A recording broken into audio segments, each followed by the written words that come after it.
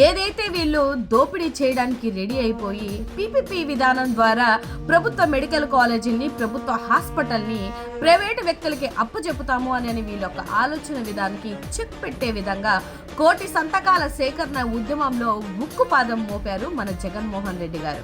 ఇవాళ జరుగుతున్నటువంటి ఉద్యమాన్ని చూసైనా, ఈ సింహగర్జనని చూసైనా కూడా మీ పచ్చ ఛానళ్ళకి, మీ పచ్చ మీడియాలకి, మీ కళ్ళకి పచ్చగా కమ్ముకున్న పచ్చ కామర్లు తొలగిపోయే రోజు ఇవాళన్నా వస్తుందేమో అనుకుని నేను అభిప్రాయపడుతున్నాను.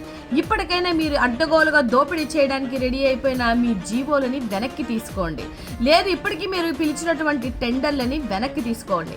దీని ద్వారా మీరు ఎంత నెగిటివ్ అవుతున్నారో మీకు కూడా తెలుసు. మేకపోతు గాంభీర్యం లాగా మీరు ప్రదర్శిస్తున్నటువంటి తీరికి రాబో రోజులలో మెడికల్ విద్యార్థులు, అదేవిధంగా ఎస్సీ ఎస్టీ బీసీ మైనారిటీ బిడ్డలకి 33+33 66 ఇయర్స్ డెకాడ్ వరకు మీరు వైద్య విద్యని అందరి ద్రాక్ష వలగే తీర్చిదిద్దాలి అనుకున్నటువంటి మీ తీరికి ప్రజలే మీ పార్టీ మీద, మీ కూటమి మీద ఉక్కుపాదం మోపుతారని గుర్తుపెట్టుకొని ఇప్పటికైనా చంద్రబాబు నాయుడు గారు మీ ఆలోచన విధానాన్ని మార్చుకుంటారని అనుకుంటూ, అంతే విధంగా ఇవాళ జగన్మోహన్ రెడ్డి గారికి అండగా 175 నియోజకవర్గాల నుంచి అందరూ వస్తున్నారు, నేను కూడా వస్తున్నాను.